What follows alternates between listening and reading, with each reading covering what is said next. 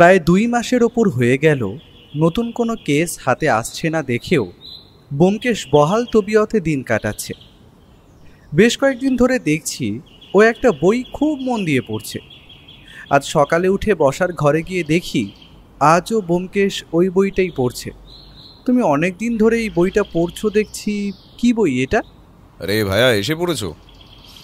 এটা অনেক পুরনো বই। এটার নাম মিস্টেরিয়াস অফ এনশিয়েন্ট ইজিপ্ট। দারুণ হিস্টোরিক্যাল একটা বই। প্রাচীন ইজিপ্টের অনেক না জানা তথ্য আছে এই বইটাতে। প্রাচীন ইজিপ্টের কথা শোনা মাত্র দ্বিগুণ উৎসাহে বললাম, যেমন যেমন কিছু একটা ঘটনা বলো। ইতিহাসের পাতায় মমির কথা তো শুনেছ আশা করি, কিন্তু ভাবো এত হাজার বছর আগে প্রাচীন মিশরীয়রা কতটা উন্নত হয়েছিল চিকিৎসা বিজ্ঞানে, যে ফেরাওদের দেহ আজও খুলে দেখলে দেখা যাবে তাদের দেহে কোনো পচন ধরেনি। আর যেমন ধরো পিরামিড, তখনকার দিনে তো এত বড় বড় যন্ত্র ছিল না, কিন্তু এত কঠিন ফিজিক্সের মেজারমেন্টস আর ইঞ্জিনিয়ারিংয়ের হিসাব না জেনেও ওরা এত সুন্দর পিরামিডগুলো বানিয়ে ফেললো কিভাবে। প্রাচীন মিশরীয়রা কিন্তু অনেক রকম দেবদেবীর পুজো করত, যেমন ওরা বিড়াল, কুকুর, শিয়াল, কুমির, আরও অনেক অপদেবতার পুজো করত। আরও অনেক কিছু জানার আছে বুঝলে ভাইয়া, বিশেষ করে আনুবিসের জায়গাটা দারুণ ইন্টারেস্টিং কিন্তু। আর তুতেনখামেনের সমাধি আবিষ্কারের পর ঘটে যাওয়া ঘটনাগুলোও সুন্দর। এই আনুবিস বস্তুটা কি? বললাম না, প্রাচীন মিশরীয়রা অনেক দেবদেবীর পুজো করত। আনুবিসকে ওরা ডেথ অফ গড বলতো, যার পুরো শরীর একটা মানুষের মতো হলেও তার মাথাটা কিন্তু শিয়ালের। কথাটা শেষ করার আগেই বসার ঘরে টেলিফোনটা বেজে উঠল। ব্যোমকেশ গিয়ে ফোনটা তুলে নিল। Hello, yes mister Bakshi speaking. হ্যাঁ বলুন দাসবাবু, এখনই বেরোতে হবে, জরুরি দরকার। আচ্ছা আমি আসছি যত তাড়াতাড়ি সম্ভব। আচ্ছা আপনি গাড়ি পাঠালে তো ভালোই হয়। হ্যাঁ হ্যাঁ হ্যাঁ, বেশ বেশ, রাখো রাখো। রিসিভারটা নামিয়ে রেখে বলল, চলো বন্ধু, তৈরি হয়ে নাও। একটা অকশন হাউসে চুরি, কয়েক লাখ টাকার একটা দামি পাথরের মূর্তি খোয়া গেছে। দাসবাবু গাড়ি পাঠাচ্ছেন নিশ্চয়ই, দাঁড়াও তৈরি হয়ে আসি। আমি ও ব্যোমকেশ তৈরি হতে হতেই গাড়ির শব্দ পেলাম। গাড়ি বাড়ির নিচে এসে হর্ন দিল। আমরা তৈরি হয়ে নিচে গিয়ে দেখলাম পুলিশ জিপ দাঁড়িয়ে রয়েছে। আমরা উঠে পড়লাম। গাড়ির চালক এক নতুন হাবিলদার, তাই জন্য ব্যোমকেশকে কোনো প্রশ্ন করল না। ছেলেটির গাড়ি চালানোর হাত বেশ ভালো। বড় রাস্তায় উঠে গাড়ি জোরেই টেনে সে পাটুলির দিকে এগিয়ে চলল। এখন রাস্তায় বেশি জ্যাম নেই, খালি রাস্তা, তাই বলেই হয়তো ছেলেটি খুব তাড়াতাড়ি পৌঁছে দিল আমাদের। অকশন হাউসটা বেশ বড় ধরনের দেখলাম। একটা বড় দোতলা বাড়ি, তার নিচের তলায় সব জিনিসপত্র রাখা। নিচে অল্প লোকও চোখে পড়ল আমাদের। বুঝলাম নিচের তলায় অফিস, আর উপরে হয়তো বাড়ির মালিক নিজে থাকেন। ভেতরে আসতেই চোখে পড়ল এদিক ওদিক সাজানো বহু পুরনো অ্যান্টিকের জিনিস। ব্যোমকেশ আমায় একটা ছোট হল ঘরের মতো জায়গা দেখিয়ে বলল, দেখো ভাইয়া, ওটা হলো অকশন রুম, ওইখানেই জিনিস কেনা বেচা হয় বুঝলে। এদিকে আগেও এসেছি, কিন্তু দোকানটা চোখে পড়লেও কোনোদিন আমাদের ভিতরে ঢোকা হয়। আজ বাইরে বেশ কয়েকজন পুলিশ পাহারা দিচ্ছে। আমরা ভেতরে গিয়ে দেখি দাসবাবু সেখানে একটা সোফার উপরে বসে অন্য একজন মানুষের সাথে কথা বলছেন তিনি। আর কথা শুনে মনে হলো বাঙালি নন, কারণ তার কথায় হিন্দির টান আছে। মাঝারি গরম, শরীরে দামি মসলিনের কাজ করা পাঞ্জাবি তিনি পরেছেন। বয়স যতদূর আন্দাজ ৪৫ থেকে ৫০-এর ঘরে।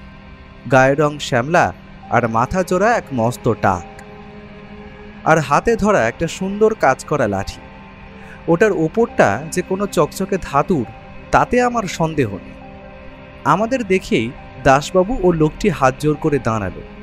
আমরাও নমস্কার জানিয়ে এগিয়ে গেলাম। দাসবাবু প্রথমেই বললেন, আসুন ব্যোমকেশ বাবু, বসুন বসুন, আমি পরিচয় করিয়ে দিই। ইনি হচ্ছেন এই অকশন হাউসের মালিক বলবন্তজি। আর বলবন্তজি, ইনি হচ্ছেন সেই বিখ্যাত গোয়েন্দা ব্যোমকেশ বক্সি। আর ইনি হলেন ওর সহকারী, পেশায় লেখক অজিত বাবু।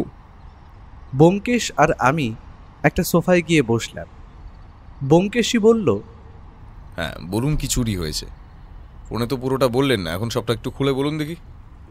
দাসবাবু একটা কাগজ ওর পকেট থেকে বার করে ব্যোমকেশের দিকে এগিয়ে দিল।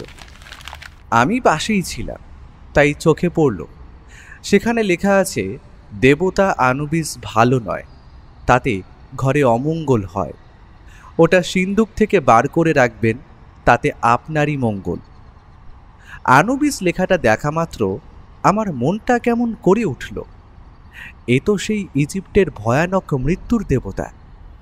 এই দোকানে এইসবও কেনা বেচা হয় নাকি?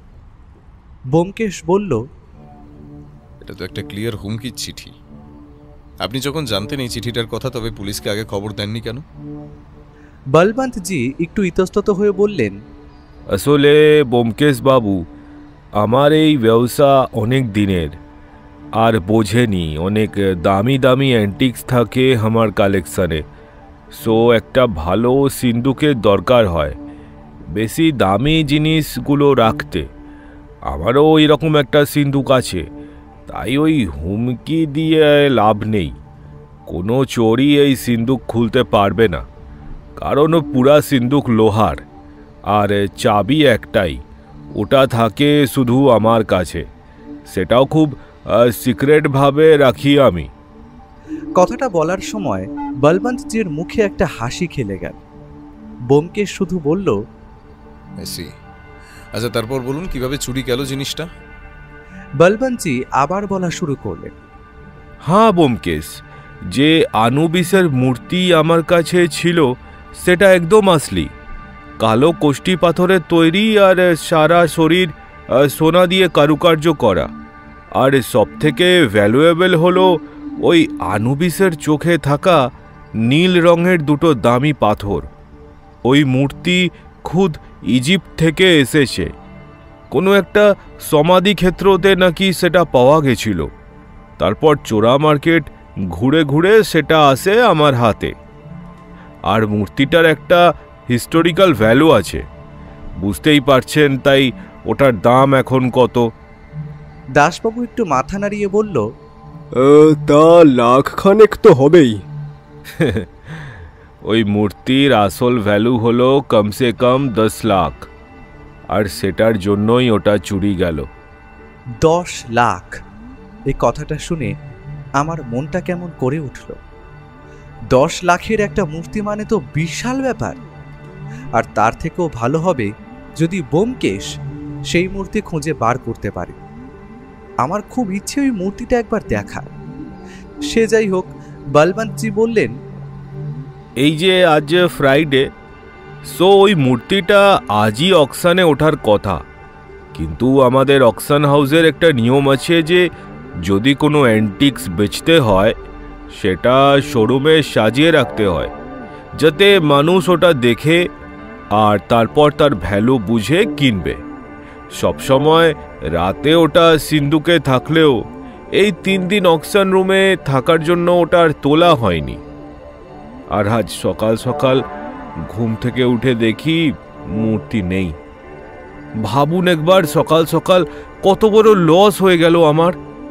ব্যোমকেশ দেখলাম এতক্ষণ চুপ করে থেকে ওর কথাগুলো শুনছিল। এবারে বলল, আচ্ছা বলবনজি, আপনি বললেন মূর্তিটা 3 দিন অকশন রুমে ছিল, তার মানে কেউ না কেউ মূর্তিটা পছন্দ করেছে বা কিনবে বলে কথা বলছে। তাদের মধ্যে কাউকে আপনার সন্দেহ হয়? বলবন্তজি একটু ভেবে বললেন, হ্যাঁ, আমি এই কথাটাও ভেবে দেখেছি। ওই মূর্তি কেনার জন্য আমার কাছে মোট 3 জন মানুষ এসেছিল। বলতে হবে না দে আর এক্সট্রিমলি রিচ। নিলামে উঠলে তাদের মধ্যে ঠিক ওটা কেউ না কেউ নিত আমার জানা। তা ওদের কাউকে সন্দেহ হয়? দেখুন, 2 জনকে তো হয় না, কারণ ওরা খানদানি বড়লোক, সো ওরা টাকা দিয়ে জিনিসটা কিনবে আমার মনে হয়। কিন্তু একটা লোক নাম আকাশ সিং আগেও আমার দিয়ে অনেক দামি দামি অ্যান্টিক্স কিনেছে, তবে ও আমায় বলেছিল যে ওর কাছে এখন অত টাকা নেই, তবে ওর মূর্তিটা কেনার ইচ্ছে ছিল বিকজ অফ হিস্টোরিক্যাল ভ্যালু। কিন্তু আমার কি করার বলেন, যে ভালো দাম দিবে তাকেই দেব, ওটাই আমাদের অকশনের নিয়ম আছে।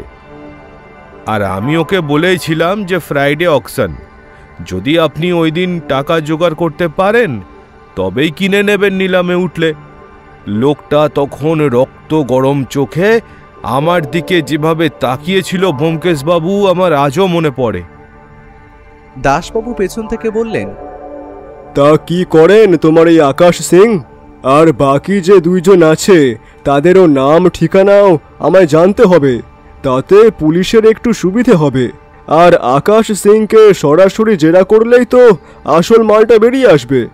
না দাসবাবু, আপনি তা পারেন না, কারণ আপনার কাছে তার বিরুদ্ধে কোনো প্রমাণ নেই। তাই কারো বাড়ি গিয়েই আপনি তল্লাশি চালাতে পারবেন না। কিন্তু ওদের নাম ঠিকানার সব ডিটেলস আমার চাই।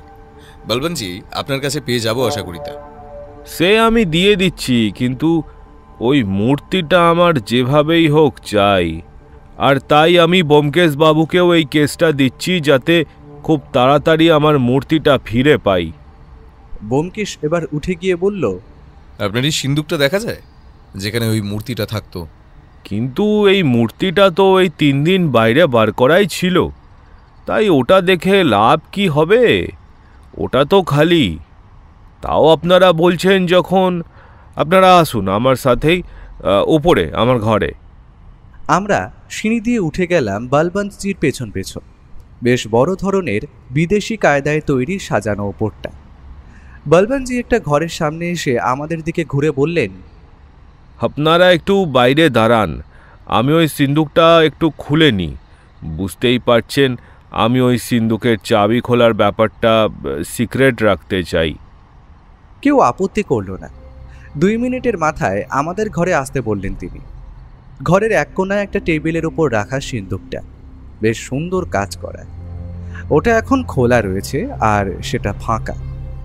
ব্যোমকেশ এগিয়ে গিয়ে চারিদিকে ঘুরে পুরো সিন্দুকটা ভালো করে দেখল, তারপর বলল, চলুন, আমার যা দেখার হয়ে গেছে। ব্যোমকেশের মুখে তখন যেন ছোট একটা হাসি চোখে পড়ল আমার। আমরা আবার নিচে এসে বসায় ব্যোমকেশই প্রথম কথা বলল, আচ্ছা বলবনজি, আপনার হাতের ওই লাঠিটার উপর দিকের বারটা কি পুরো সোনার?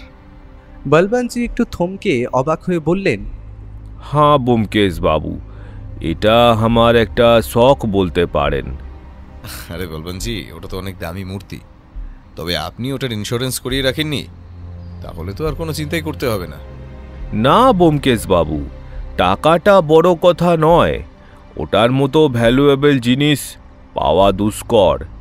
আর ইনসিওর আমি করিয়েই রেখেছি, ওটা নিয়ে অসুবিধা হবে না। কিন্তু ওই মূর্তিটা আমার চাই। ঠিক আছে, ধন্যবাদ বলবনজি। আমি যথাসাধ্য চেষ্টা করব আপনার মূর্তি উদ্ধার করে দেওয়ার। কেসটা আমি নিলাম। তাহলে আজ আমরা উঠি, কেমন? দাসবাবু আমাদের ছেড়ে আসার কথা বলতেই আমরা দাসবাবুর জিপেই বাড়িতে ফিরলাম।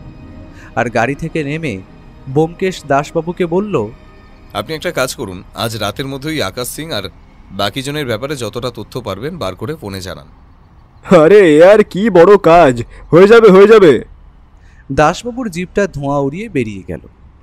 সেদিন খাওয়ার টেবিলে ব্যোমকেশ বলল, জানো ভাইয়া, আমার খুব ইচ্ছা ছিল এই আনুবিসের আসল মূর্তিটা নিজের হাতে দেখা। তার জন্য এই কেসটা হাতে নিলাম।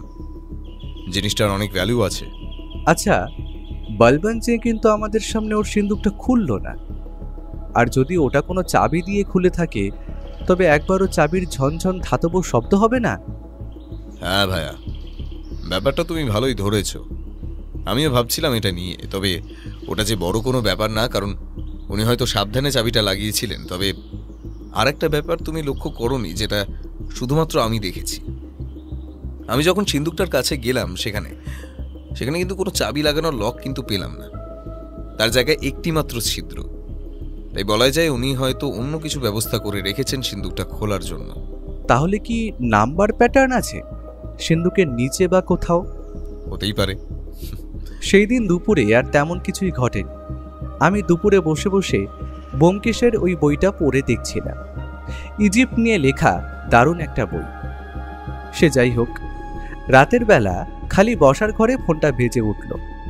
দাসবাবু ফোন করে বললেন, হ্যাঁ ব্যোমকেশ বাবু, শুনুন, আকাশ সিং লোকটা সত্যি সন্দেহজনক। কারণ লোকটা পেশায় একজন ইতিহাসের অধ্যাপক, আর ওনার কাছেও ইতিহাসের অনেক পুরনো অ্যান্টিক্স আছে। আর ভদ্রলোক ইদানিং রেসের মাঠে জুয়া খেলা শুরু করেছেন। আর খবর নিয়ে জানলাম উনি বেশ ভালো মোটা টাকা জিতেওছেন এই জুয়ায়। তাই বলাই যায় ওনার হঠাৎ করে এই বড়লোক হওয়ার কারণ কিন্তু ওটাই। তবে লোকটার বাড়িতে আনুবিসের মূর্তিটা আছে বা উনি নিয়েছেন কিনা তা এখনই বলা যাবে না। আর লোকটার আর্টের হাত ভালো, দারুণ হাতের কাজ জানেন। তবে লোকটার অ্যান্টিক্সের কালেকশনটা নিজের ইতিহাসের প্রতি ভালোবাসার জন্যই। তো এই তো গেল আকাশ সিংয়ের গল্প। আর বাকি অন্য দুজন হলেন জাত বড়লোক। ওদের ওই মূর্তিটার ভ্যালু নিয়ে কোনো মাথা ব্যথা নেই, ওরা শখের জন্য অ্যান্টিক্স জমায়। তাই আশা করি ওদেরকে নিয়ে চিন্তা করার কোনো ব্যাপার নেই। ও আর আসল কথা, আকাশ সিংকে কিন্তু দিনের বেলায় পাবেন না, অধ্যাপক মানুষ, তাই চেষ্টা করবেন ওর বাড়িতে ওই বিকেলের দিকেই যাওয়ার, বুঝলেন? লোকটাকে তখনই বাড়ি পাবেন আশা করি। ব্যোমকেশ খালি দাসবাবুকে বলল, ঠিক আছে, তবে আর আকাশ সিং লোকটাকে একটু বাজিয়ে দেখা যাক, যদি কেঁচো খুঁড়তে কেউটে বেরিয়ে পড়ে। ওকে, ধন্যবাদ দাসবাবু। ব্যোমকেশ ফোন রেখে বলল, কাল আমি নিজের পরিচয় গোপন করে আকাশ সিং লোকটার বাড়ি যাব। লোকটাকে একবার দেখে আসা যাক, কি বলো ভাইয়া? তার জন্য আমার তোমাকে দরকার হবে, কাল তৈরি হয়ে নিও। আমার মনটা কেমন যেন বলছিল ব্যোমকেশ আমায় সাথেই নেবে, আর সেটাই হলো। পরের দিন সন্ধ্যাবেলা চাটা খেয়ে আমি তৈরি হয়ে নিলাম। ব্যোমকেশ দেখলাম একটা স্যুট পরে তৈরি হয়ে এলো, আর ওর কাঁধে ঝুলিয়েছে একটা ক্যামেরা। ওটা নিয়ে এগিয়ে এসে আমার গলায় ঝুলিয়ে দিয়ে ও বলল, শোনো ভাইয়া, তুমি এখন একজন কলেজের স্টুডেন্ট, আর তোমার হিস্ট্রি প্রজেক্টের জন্য কিছু দারুণ অ্যান্টিক্সের ছবি চাই। সেই জন্য আমরা আকাশ সিংয়ের বাড়ি যাচ্ছি, আর আমি তোমার দাদা। কলেজের নাম জিজ্ঞেস করলে বলে দেবে বিবেকানন্দ ইউনিভার্সিটি। ব্যাস, সব মনে থাকবে তো? যা যা বললাম। উনি কিন্তু একজন প্রফেসর, তাই ওটার সুযোগ নিয়েই আমাদের সব জানতে হবে। আর লোকটা কিছুতেই স্টুডেন্টকে ফিরিয়ে দেবে না আশা করি। ট্যাক্সি নেবে নাকি? তার দরকার পড়বে না, বেশি দূরে নয়, আমাদের বাড়ি থেকে মিনিট 20 হাঁটা পথ, গল্প করতে করতে পৌঁছে যাব। তাই চলো তাহলে। আজ ফুটপাতে বেশি ভিড় নেই, তাও বর্তমানে গাড়ির হর্নের আওয়াজ, পাশ দিয়ে যাওয়া বাসের কন্ডাক্টরের চিৎকার, ওপাশ দিয়ে ফেরিওয়ালার শব্দ, সব মিলিয়ে কিন্তু কলকাতা তার জায়গায় রয়েছে। রাস্তায় বাতিগুলো জ্বলে গেছে। আমি আর ব্যোমকেশ পথ ধরে হাঁটছি। ব্যোমকেশ আমায় বলল, চলো ভাইয়া, একটা গলির ভিতর দিয়ে যাওয়া যাক। একটু অন্ধকার হবে, কিন্তু ঠিক তাড়াতাড়ি পৌঁছে যাব। সত্যি বেশ কম সময় লাগলো। আমরা সেই রাস্তা পেরিয়ে বড় রাস্তায় পড়ার সাথে সাথেই আমাদের চোখে পড়ল এক পেল্লায় দোতলা বাড়ি। বাড়ির গেটটাই অনেকটা বড়। একটা পাহারাদার গেটে বসে আমাদের দেখেই তাড়াতাড়ি গেটটা খুলে দিল। বাড়িটার দরজা অবধি সেই আমাদের এগিয়ে দিল। বড় বেশ একখানা বাগান, বাড়ি অবধি চলে গেছে, আর তার মাঝখানে পাথর বেছানো রাস্তা। সেইখানে একটা সাদা রঙের অ্যাম্বাসাডার গাড়ি দাঁড়িয়ে আছে। ব্যোমকেশ এগিয়ে গিয়ে ডোরবেল টিপতেই সামনে একটি চাকর এসে দরজা খুলে দিল, আর আমাদের নিয়ে গেল একটা বসার ঘর। চাকরটা আমাদের বসতে বলে চলে গেল। উনি যে কোনো অধ্যাপক হবেন তার বলে দিতে হয় না, কারণ ওনার বসার ঘরেই এক আলমারি ভর্তি বই রাখা, আর ঘর সাজানো বহু সুন্দর সুন্দর মূর্তি আর ফুলদানি দিয়ে। বোঝা গেল লোকটার ঘর সাজানোর শখ আছে। এমন সময় ঘরে প্রবেশ করল একজন বয়স 40-এর ভদ্রলোক। ছিপছিপে শরীর, প্রায় 6 ফুটের কাছাকাছি হাইট হবে। নাকের কাছে একটা মোটা গোঁফ, যা লোকটার ব্যক্তিত্বকে শতগুণ বাড়িয়ে দিচ্ছে।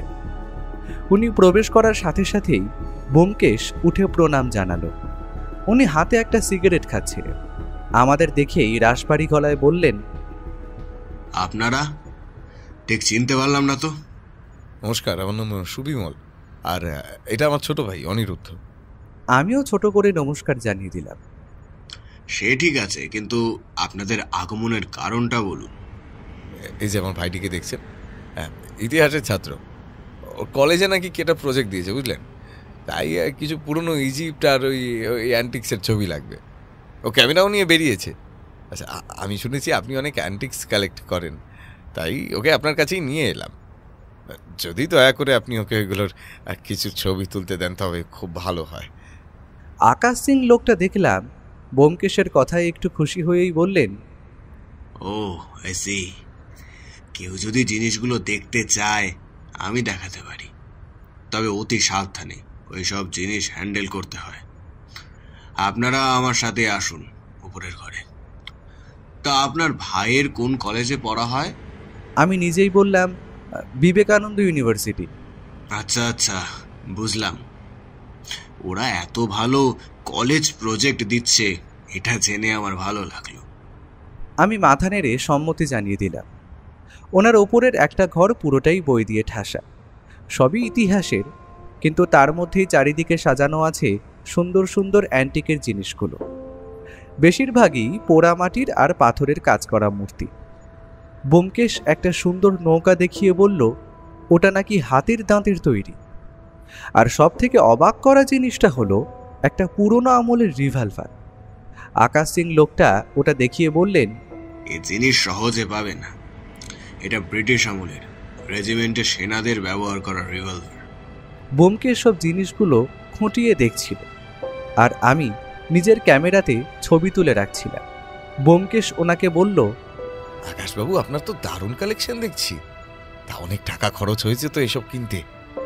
সে একটু হয় বটে, নিজের সারাটা জীবন তো ইতিহাসকে ভালোবেসে কাটিয়ে দিলাম, বিয়ে থাওয়া করিনি, তাই এই সমস্ত ইতিহাসের অ্যান্টিক কেনার আর জমাবার লোভ সামলাতে পারি না। আর টাকা রেখে কি করব বলুন, খাবে কি? তাই এটা আমার একটা শখ বলতে পারেন। ব্যোমকেশ কিছু একটা বলতে যাচ্ছিল, কিন্তু আমার মনে একটা প্রশ্ন উকি মারছিল, তাই করেই ফেললাম। আচ্ছা স্যার, আপনার কাছে আনুবিসের মূর্তি নেই? আমি বুঝলাম কথাটা বলে ভুলই করেছি। আকাশবাবুর কানমুখ দেখলাম রাগে গরম হয়ে গেছে। যে লোকটা এই কিছুক্ষণ আগে আমাদের সাথে ভালোভাবে কথা বলছিল, হঠাৎ করে রেগে যাওয়ায় যেন অন্য রূপ ধারণ করেছে। তিনি বললেন, রাবিশ, একটা দারুণ সুন্দর অনুবিশের মূর্তি পেয়েছিলাম। আমি ইতিহাসের মানুষ, আসল জিনিস চিনতে ভুল হয় না। ওটা খাঁটি জিনিস, ভেবেছিলাম কিনে নেব, কিন্তু এই মাসের রেসের মাঠে একটা মোটা টাকা লস খেয়েছি। টাকাটা হাতে থাকলে সঙ্গে সঙ্গে আমি কিনে নিতাম ওটা। ওরা ব্যবসায়ী, আর্টের কদর বোঝে না। মূর্তিটা আমার কেনার খুব ইচ্ছে ছিল। ব্যোমকেশ একটু পরিস্থিতি নরম করার জন্য বলল, না না, আমার ভাই আজই একটা ইজিপ্ট নিয়ে একটা বই পড়ছিল, হয়তো নামটা কোথাও দেখেছে, তাই মুখ ফসকে বার করে ফেলেছে। লোকটা এবার আমার দিকে এগিয়ে এসে শান্ত গলায় বললেন, তুমি অনুবিশের মূর্তি দেখবে, আসো আমার সাথে। ব্যোমকেশের চোখটা জলজল করে উঠল। আমি মনে মনে ভাবছি, তাহলে উনিই সেই আনুবিসের মূর্তি চুরি করেছেন। লোকটা আমাদের নিয়ে এগিয়ে গিয়ে একটা বন্ধ অন্ধকার ঘরে প্রবেশ করালেন। তারপর টেবিলের ওপর ছোট একটা বাল্ব জ্বালিয়ে দিলেন। সেই টেবিলের ওপর নানা ধরনের কাজের যন্ত্রপাতি রাখা আছে। এদিক ওদিক ছড়িয়ে আছে অনেক বড় পাথরের টুকরো। হঠাৎ আমার মনে পড়ল, দাসবাবু বলেছিলেন ওনার হাতের কাজ নাকি খুব ভালো। তিনি এগিয়ে গিয়ে একটা ড্রয়ার খুলে একটা কালো জিনিস বার করে আনলেন। সেটা দেখে তো আমি থ, কারণ হাত বিগতের মতো কালো পাথরের তৈরি একটা মূর্তি। অতি নিপুণভাবে মূর্তিটা তৈরি করা হয়েছে। মূর্তিটা দেখিয়ে কেমন যেন ভয় হয়। মূর্তির পুরো শরীরটা মানুষের মতো হলেও মুখটা শিয়ালের মতো। আর সেই দেবতার পুরো শরীর জুড়ে খোদাই করা রয়েছে অসংখ্য গহনা।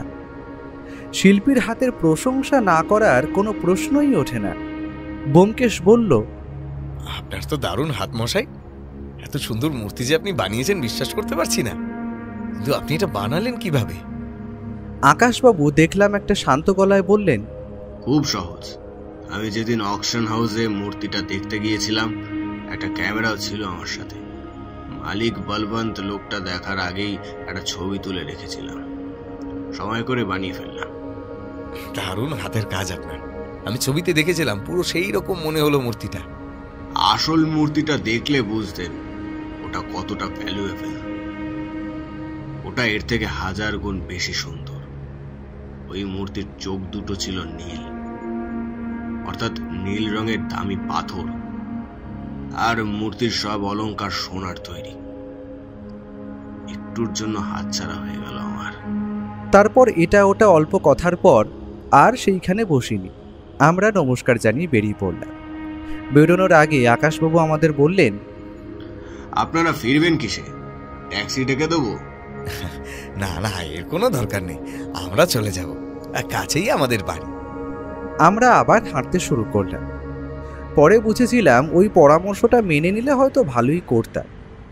আমরা আবার বড় রাস্তা পেরিয়ে আবার সেই গলির পথেই গেলাম। আগের বার আসার সময় বেশ তাড়াতাড়ি হয়েছিল। আমি ব্যোমকেশকে প্রশ্ন করলাম, আচ্ছা কি বুঝলে তুমি? আমার তো আকাশ সিং লোকটাকে ভালো বলেই মনে হলো। ব্যোমকেশ নিজের মনে কিছু বিড়বিড় করতে করতে যাচ্ছিল।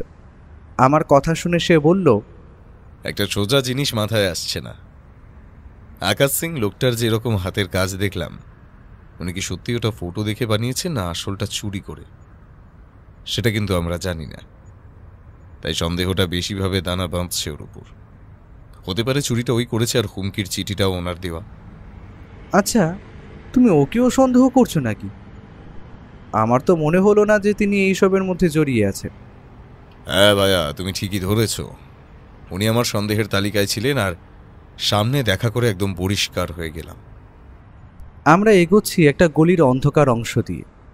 সব জায়গায় অল্প অল্প আলো থাকলেও সেই জায়গাটা একটু বেশি অন্ধকার। আমরা সেইখান থেকে এগিয়ে যাব, এমন সময় হঠাৎ করে সামনে 3টি অন্ধকার মূর্তি দেখা গেল। গলিটায় এত অন্ধকার থাকলেও তাদের দুজনের হাতে মোটা ধরনের লাঠি আছে তা বলে দিতে হয় না। ওই পাশে একটা বড় ডাস্টবিন ছিল, তার চারপাশে বড় ময়লার স্তূপ। ওইখানেই ওরা হয়তো গা ঢাকা দিয়ে লুকিয়েছিল। ব্যোমকেশ আমার হাতে একটা চাপ মেরে বলল, ভয় পেও না অমরজিৎ, চুপচাপ দাঁড়িয়ে থাকো। এমন সময় ওদের মধ্যে একজন এগিয়ে এসে বলল, বড় বার বাড়ছেন দেখছি বাছা ধনেরা। শুনলাম একটা দামি মূর্তির কেস নাকি আপনি হাতে নিয়েছেন। তাই কেসটা খতম হওয়ার আগেই যদি আপনাদেরকে এখানে খতম করে দিই, কেমন হয়? হেসে বলে উঠল লোকটা। ব্যোমকেশ চুপ ছিল এতক্ষণ। হঠাৎ যেন তার মুখে একটা হাসি দেখা দিল। সে হেসে নিজের বাজখাই গলায় নির্ভয়ে জবাব দিল, অজিতেশ বক্সি তোদের মতো ভাড়াটে গুন্ডাকে ভয় পায় না। তোদের যে পাঠিয়েছে তাকে বলে দিস মূর্তিটার কেস আমার হাতে এসেছে, সেটা যেভাবেই হোক আমি উদ্ধার করবই। ওদের মধ্যে আবার সেই লোকটা বলে উঠল, এই বেশি কথা বললে না, এখানেই মেরে রেখে দেবো, চুপ। ব্যোমকেশ নিজের পকেটে হাত বাড়ালো আর বার করে আনলো ওর রিভলভারটা। সামনের লোকগুলো রিভলভার দেখা মাত্র একটু একটু করে পেছোতে শুরু করলো, কিন্তু মুহূর্তের অসাবধানতাবশত চোখের নিমেষে অবকাশ পড়ার আগে দেখলাম লাঠি নিয়ে দাঁড়িয়ে থাকা লোকটা ব্যোমকেশের হাতে একটা বাড়ি মারল। মুহূর্তের মধ্যে ব্যোমকেশের হাতে ধরা রিভলভার মাটিতে গিয়ে পড়ল। এই সুযোগে আমাদের উপর ঝাঁপিয়ে পড়ল লোকগুলো। ব্যোমকেশ সামনের সন্ডা দুটো লোককে লক্ষ্য করে এগিয়ে গেল, আর অন্য লোকটা আমার দিকে এগিয়ে এলো। আমার মুখ লক্ষ্য করে লাঠি দিয়ে একটা বাড়ি মারবে, আমি এক লাফে ছিটকে পড়লাম পাশে। তারপর লোকটাকে লক্ষ্য করে একটা লাঠি ছুঁড়ে দিলাম। লোকটার সেটা দেখে হকচকিয়ে গেল। মুহূর্তের মধ্যে আমি চোখ মুখ বন্ধ করে চিৎকার করে ঘুষি চালিয়ে দিলাম ওর তলপেটে। লোকটা এমনিতেই একটু রোগাটে ধরনের ছিল। সে এবারে ছিটকে পড়ল ডাস্টবিনটার দিকে। লোকটা তখন মাটিতে পড়ে গোঙাচ্ছে, কিন্তু হঠাৎ আমার ব্যোমকেশের দিকে নজর গেল। ওদিকে তখনও ধস্তাধস্তির শব্দ হচ্ছে। দুটো কালো শরীর ঝাঁপিয়ে পড়েছে ব্যোমকেশের উপর, তাদের একজনের হাতে লাঠি। আমি অন্ধকার লক্ষ্য করে দেখলাম একজনকে একটা মোক্ষম প্যাঁচ দিয়ে ধরাশায়ী করল, কিন্তু পেছন থেকে অন্য লোকটা ওর ঘাড়ে লাঠি দিয়ে আঘাত করল। ব্যোমকেশ আঘাতে নিচু হয়ে আসতেই হঠাৎ আমার চোখে পড়ল একটু দূরে পড়ে থাকা রিভলভারটা। আমি একটা ডিগবাজি খেয়ে ওইখানে পৌঁছে সেটা তুলে তাক করলাম লোকগুলোর দেখে। লোকগুলো দেখলাম ভয় পেয়েছে। আমি বন্দুক হাতে অতি সাবধানে ব্যোমকেশের দিকে এগিয়ে গেলাম। রাস্তায় এই সুযোগে লোকগুলো চোখের নিমেষে দে ছুট। অন্ধকার গলির মুখের কাছে গিয়ে ডান দিকে ঘুরে তারা অদৃশ্য হয়ে গেল। তুমি ঠিক আছো তো? ও তখনও হাঁপাচ্ছে। ঘাড়ের কাছে হাত এনে ব্যথার সুরে বলল, হ্যাঁ, লোকগুলো সংখ্যায় বেশি ছিল বলে বেঁচে গেল। একটাকে বাগে আনতে পেরেছিলাম, ওই সুযোগে অন্যটা মারতে পারলো। আমার হাতটা ধরো তো বন্ধু। আমার হাতটা ধরে ও উঠে দাঁড়ালো। আমি ওর হাতে রিভলভারটা দিয়ে দিলাম। আমরা এগিয়ে গেলাম গলি ধরে। গলিটা দিয়ে এগিয়ে গিয়ে পড়লাম বড় রাস্তায়। সেখানে একটা ট্যাক্সি আগে থেকেই দাঁড়িয়েছিল। আমরা উঠে বসতেই গাড়িটা চলতে শুরু করলো। আমরা এগিয়ে চললাম বাড়ির পথে। পথে ব্যোমকেশের মুখটা দেখলাম গম্ভীর, মানে ও কিছু একটা নিয়ে চিন্তা করছে। বাড়িতেও খাবার টেবিলে কিছুই বলল না। আমি জানি এখনও নিজেকে ডুবিয়ে দেবে নিজের ভাবনার জগতে। ওর মনে এখন চলছে হাজারো প্রশ্নের ঝড়। আমি ওর ঘরে গিয়ে বসলাম। ও পুরো ঘরে পায়চারি করছিল। আমায় দেখেই বলল, আরে ভাই এসো, ওই টেবিলে ডায়েরিতে কিছু প্রশ্ন লেখা আছে বুঝলে, ওটা দেখে আমায় একটু পড়ে বলো তো। আমি ডায়েরিটা তুলে লেখাগুলো দেখলাম। প্রথমেই লেখা ছিল, বলবন্তজি সিন্ধুকের লকটা আমাদের সামনে খুলল না কেন? আমাদের ওপর হামলার লোক কে পাঠিয়েছে? আদেও কি বলবন্তজির মূর্তিটা চুরি হয়েছে? আকাশ সিং জুয়ার মাঠে এখন বড় লস খেয়েছে, তার জন্য চুরি করবে না। মূর্তিটা সরাবার অন্যরকম কি কিছু কারণ আছে? আর ইন্স্যুরেন্স? প্রশ্নটা দেখা মাত্র আমি বললাম, দেখো, আকাশ সিং মূর্তিটা চুরি কিন্তু করতেই পারে। ও হয়তো তার জন্যই নকল মূর্তিটা বানাচ্ছিল বাড়িতে। ব্যোমকেশ দেখলাম পকেট থেকে একটা সিগারেট বার করে ধরিয়ে বলল, আমারও ব্যাপারটা মনে হয়েছে, তবে একটা বিষয় খটকা আছে। যদি সে চুরির মতলব করে থাকে, তবে আমাদের মূর্তিটা দেখাবে কেন? কেন, নিজের ওপর থেকে সন্দেহ হটিয়ে দেওয়ার জন্য হয়তো করতেই পারে।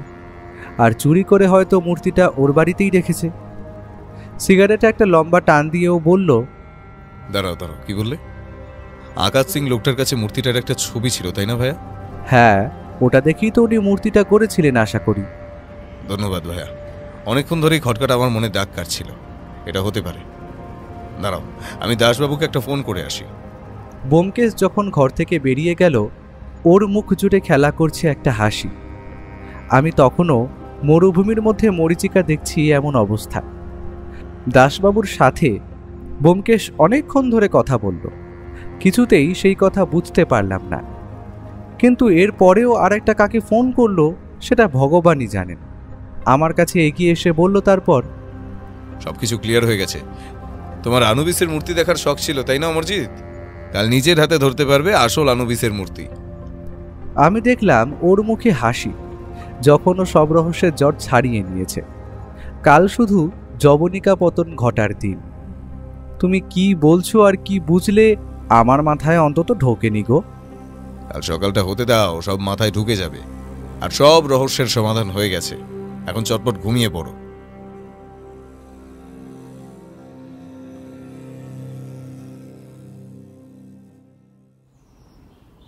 পরের দিন সকালে ঘুমটা ভাঙতে বেশ দেরিই হলো। উঠে দেখি বেলা 9টা হয়ে গেছে। আমি একটু খবরের কাগজটা উল্টে পাল্টে দেখছিলাম। এমন সময় ঘরের দরজা খুলে ভেতরে ঢুকলো এক বছর 50-এর লোক। তার মাথায় টুপি, চোখে গোল গোল চশমা, তাতে আবার ফিতে আছে, সেটা গলায় ঝুলছে। নাকের ডগায় একটা ছোট গোঁপ, পরনে সিল্কের কাজ করা পাঞ্জাবি। এক ঝলক দেখে মনে হচ্ছে যেন কোনো ধনী মানুষ, কিন্তু আমাদের ঘরে। আমি জিজ্ঞেস করলাম, আপনি কে? এখানে কি কিছু দরকার আছে? হঠাৎ চেনা গলায় উত্তর এলো, তুমি যখন চিনতে পারোনি তাহলে কেউ বুঝতে পারবে না। নিশ্চিত হওয়া গেল। এ যে ব্যোমকেশ ছদ্মবেশে এসেছে। ওর আবার ছদ্মবেশ নেওয়ার কারণ কি? ওকে জিজ্ঞেস করতেই বলল, সব বুঝতে পারবে। 10 মিনিটের মধ্যে তৈরি হয়ে নাও। দাসবাবু জিপ নিয়ে আসছেন, আমাদের এখান থেকে নিয়ে যাবেন। তার আগে চলো তোমাকে একটু সাজিয়ে নেওয়া যাক। বলতে না বলতেই ব্যোমকেশ ওর সাজার বাক্স খুলে আমার মাথায় পরিয়ে দিল একটা পরচুলা, আর আমার নাকে চলে গেল একটা মস্ত গোঁপ। আমার পুরনো একটা সিল্কের পাঞ্জাবি ছিল, সেটাই গলিয়ে নিলাম। হালকা জলখাবার খেয়ে নিতে নিতে গাড়ির শব্দ পেলাম। বুঝলাম দাসবাবু এসে পড়েছে। আমি আর ব্যোমকেশ ছদ্মবেশে দাসবাবুর গাড়িতে উঠলাম। তিনি বললেন, আরে মশাই, আপনাদেরকে তো আমি চিনতেই পারছি না। আমার কথা ছাড়ুন, আপনাকে যা যা বলেছিলাম সব মনে আছে তো? ব্যোমকেশ বাবু, আপনাকে কোনো চিন্তা করতে হবে না। মোট জনাবিশেক পুলিশ ওই আশেপাশেই থাকবে। আপনি একবার ইশারা করলেই ওরা চলে আসবে। দোকানে যাব, কিন্তু শুধু আমরা দুইজন। আপনি ওদের সঙ্গে একটু দূরে থাকবেন। আর ভাইয়া, তুমি যতটা পারবে কথা কম বলার চেষ্টা করবে। আর যদি কথা বলো তবে গলার আওয়াজ একটু ভারী করে কথা বলবে। বাকিটা আমি সামলে নেব। আর বেশি সময় নেব না, খুব তাড়াতাড়ি মিটে যাবে। কথা বলতে বলতে আমরা পৌঁছে গেলাম বলবন্তজির অকশন হাউসের সেই রাস্তার মোড়ে। তারপর সেই রাস্তা ধরে হেঁটে এগিয়ে গেল। আজ দেখি অকশন হাউসের সামনে দুইজন দারোয়ান, মনে হয় এখন নিরাপত্তার ব্যবস্থা বাড়ানো হয়েছে। তুমিও যদি কিছু না করেই 10 লাখ টাকার মতো হাতে পাও, তাহলে তুমিও তোমার বাড়ির সামনে এরকম দারোয়ান বসাবে। আমি ওর কথার মাথা মুন্ডু কিছুই বুঝতে পারলাম না। আমরা দুইজন এবার দোকানে প্রবেশ করলাম। দেখলাম সোজাসুজি প্রবেশ করলো ও নিচে রাখা অ্যান্টিকগুলো পেরিয়ে বলবন্তজির ঘরে। প্রবেশ করেই গলাটা একটু খকখক করে কেশে একটা অতি বয়স্ক গলায় বলল,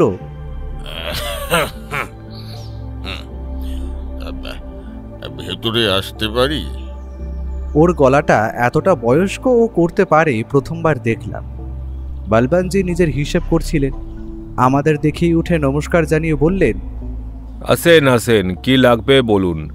অনেক পুরানা আর দামি অ্যান্টিক্স পাবেন আমার দোকানে। হ্যাঁ, আমি দোকানের সব অ্যান্টিক্স দেখলাম, কিন্তু আমি যেটা খুঁজছি সেটা দেখলাম না। একটা পুরনো ভ্যালুয়েবল আনুবিসের মূর্তি আছে নাকি আপনাদের কাছে? ওটা পাওয়া যাবে? টাকা যা বলবেন পুরোটাই পাবেন।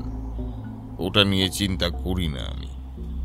হ্যাঁ ছিল, কিন্তু মূর্তিটা কিন্তু আনফর্চুনেট, ওটা চুরি হয়ে গেছে। কিন্তু আপনি যদি 12 লাখ দেন, ওটার মতো একটা মূর্তি আমার কাছে আছে, ওটা পাবেন। হ্যাঁ, নিয়ে আসুন, আমি দেখব। আসল আর ভালো হলে চেকে পেমেন্ট করে নিয়ে যাব। বলবন্তজি দেখলাম ব্যোমকেশের কথায় একটু খুশি হয়েই বললেন, আপনারা বসুন। ওটা অত দামি জিনিস, বুঝতেই পারছেন, তাই ওটা আমি সিন্দুকের ভিতর রাখি। ওপর দিয়ে নিয়ে আসতে হবে। আমরা বসলাম। বলবন্তজি ওর লাঠিটা নিয়ে ওপরের দিকে এগিয়ে গেল। হঠাৎ দেখলাম ব্যোমকেশ উঠে দাঁড়ালো। বাইরে দোকানে দুটো লোক অ্যান্টিক দেখছিল। ব্যোমকেশ ওদের হাতের ইশারায় ডাকতেই এপাশ ওপাশ দিয়ে অনেক পুলিশ এসে ঢুকলো দোকানে। তাদের প্রত্যেকের হাতেই বন্দুক। দোকানের নতুন সিকিউরিটিগুলো দেখলাম ভয়ে পেছনে গুটিয়ে গেছে। কি, ওদের মধ্যে থেকে দাসবাবুর পেছন থেকে সাথে বেরিয়ে এলেন আকাশ সিং। আমি বুঝলাম না উনি এখানে কি করছেন। হঠাৎ এমন সময় এক হাতে মূর্তিটা নিয়ে অপর হাতে লাঠিটা ধরে সিঁড়ি দিয়ে নেমে আসছিল বলবন্তজি।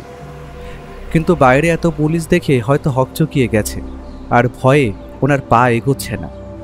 লাঠিটা দেখলাম ওনার হাতের থেকে পড়ে সিঁড়ি দিয়ে গড়িয়ে গড়িয়ে এসে পড়ল ঘরের সামনে। ব্যোমকেশ ততক্ষণে নিজের ওই বুড়োর বেল খুলে ফেলে একটা সিগারেট ধরিয়ে নিয়েছে। সে এগিয়ে গেল লাঠিটার দিকে, ওটাকে হাতে তুলে নিয়ে বলল, আচ্ছা, আপনার সিন্দুকটা তো আপনি কারো কাছে খোলেন না, ওটা নাকি সিক্রেট। চলুন, আজ আমি আপনাকে খুলে দেখাচ্ছি। আর আকাশবাবু, আপনি ওনার হাত থেকে ওই আনুবিসের মূর্তিটা নিয়ে দেখুন তো ওরা আসলটা কিনা। আপনার মতো পাকা শিল্পীর চোখ আশা করি ওই আসল মূর্তি দিতে পারবে না। আপনাদের কাছে কি প্রমাণ আছে যে এটা আসল মূর্তি? শুধু শুধু আমাকে এমন বিনা প্রমাণে দোষ দেওয়ার সাহস কে দিল আপনাদের? আরে কত প্রমাণ চাইছেন বলবন্তজি? চলুন, সব আজ আপনি বুঝতে পারবেন। ব্যোমকেশ ওনার কাছে গিয়ে ওর হাত দিয়ে মূর্তিটা ছিনিয়ে নিল। বলবন্তজি পাথরের মতো খালি দাঁড়িয়েই রইলেন, কোনো কথা বললেন না। ব্যোমকেশ সেই মূর্তিটা আকাশ সিংয়ের হাতে দিয়ে বলল, দেখুন তো আকাশবাবু, এটাই আসল কিনা। আমি আমার মূর্তি আমার কাছে রেখেছি, তাতে দোষটা কি? আর মূর্তিটার ইন্স্যুরেন্স বাবদ যে 10 লাখ টাকা কোম্পানি থেকে নিয়েছেন, ওটার কি বলবন্তজি? ভালোই তো নিজের মূর্তিটা নিজেই চুরি করালেন, আবার ভালো মতো ঘটনাটাকে সাজিয়ে পুলিশকে বললেন, ভাবলেন বেঁচে যাবেন, তাই না? এটা দোষ নয় বলবন্তজি? বলবন্তজি দেখলাম তখনও ঘামছে।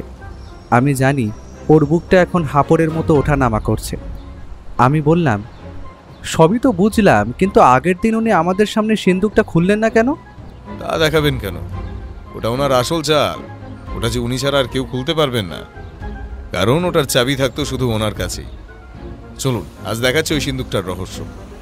ব্যোমকেশের হাতে তখন বলবন্তজির লাঠিটা, যেটার মাথার দিকটা পুরো সোনার। আমরা উপরের ঘরে প্রবেশ করতেই সবার সামনেই ব্যোমকেশ হাতের লাঠিটা তুলে ধরে বলল, চলুন সবাই আজ একটা আলাদা চাবি দেখতে চলেছেন, সোনার চাবি দেওয়া সিন্ধুক। ব্যোমকেশ একটা প্যাচ ঘোরানোর সাথে সাথেই সোনার জায়গাটা লাঠি থেকে আলাদা হয়ে গেল। ও সোনার লাঠিটার উপরের আধা অংশ নিয়ে এগিয়ে গেল সিন্দুকটার দিকে। তারপর নিজের ছুচালো চাবির মতো অংশটা ঢোকাতেই খুট করে শব্দ করে সেটা খুলে গেল। আমরা তো ততক্ষণে অবাক। কি বলবনজি, আপনার সব প্রমাণ পেয়ে গেছেন তো? বলবনজি আর কোনো কথা বলার অবস্থায় নেই, সেটা সবার বোঝা হয়ে গেছে। ওর হাতে এখন জ্বলজ্বল করছে আসল কালো কোষ্টি পাথরের তৈরি আনুবিসের মূর্তিটা। পুরো মূর্তিটার শরীরের কাজ সোনার আর অতি নিখুঁত। মূর্তিটা কাছ থেকে ভালো করে দেখলাম। কালো ভয়ানক মানুষরূপী শরীরে ধর বসানো আছে একটা ধূর্ত খ্যাক শিয়ালের। চোখ দুটো জ্বলজ্বল করছে দুটো নীল রঙের দামি পাথরে। এটা কি বলে ইজিপ্টের ডেথ অফ গড। এটাই সেই আনুবিসের মূর্তিটা। ওটা দেখেই আমার মনটা কেমন ছ্যাদ করে উঠল। সেটা ভয়ে কিনা বলতে পারবো না। এই নিন আপনার মূর্তি আর আপনার আসামি। এবার আপনার যা করার আপনি করুন দাসবাবু। আমি আজ উঠি। চলো ভাইয়া।